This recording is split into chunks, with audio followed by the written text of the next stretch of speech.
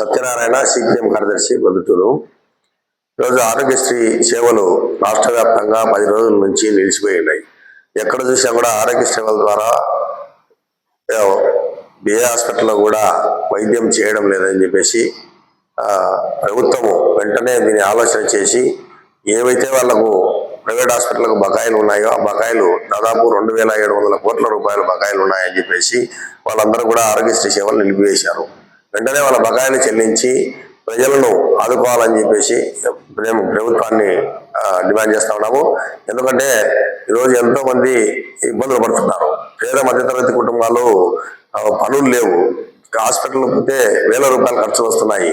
కాబట్టి దీన్ని వెంటనే కూటమి ప్రభుత్వము ఆలోచన చేసి ఆ దిశగా వాళ్లకు నిధులు కేటాయించి ప్రైవేట్ హాస్పిటల్లో ఆరోగ్యశ్రీ సేవలు మళ్ళా పునరుద్ధరించాలని చెప్పేసి మేము సిపిఎం పార్టీగా డిమాండ్ చేస్తా ఉన్నాము.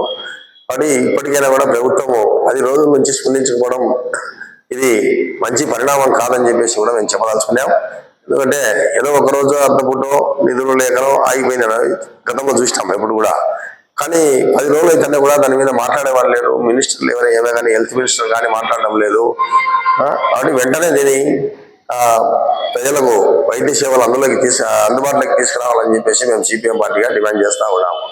2,700 కోట్లు నిలబడిపోయినాయని చెప్పేసి ఏ హాస్పిటల్కి ఎత్తుకున్నా కూడా కోట్లలో బకాయిలు ఉన్నాయని చెప్పి చెప్తున్నారు.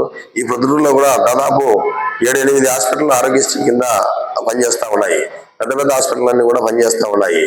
కానీ ప్రభుత్వం కూడా కొన్ని చెప్తా ఉంది, అధిక బిల్లులు వసూలు చేస్తున్నారు, మేము ఇచ్చే ఆరోగ్యశ్రీ ద్వారా ఇచ్చేదే కాకుండా అదనంగా కూడా చేస్తున్నారు. అటువంటి హాస్పిటల్ పైన చర్యలు తీసుకోండి, సీజ్ చేయండి.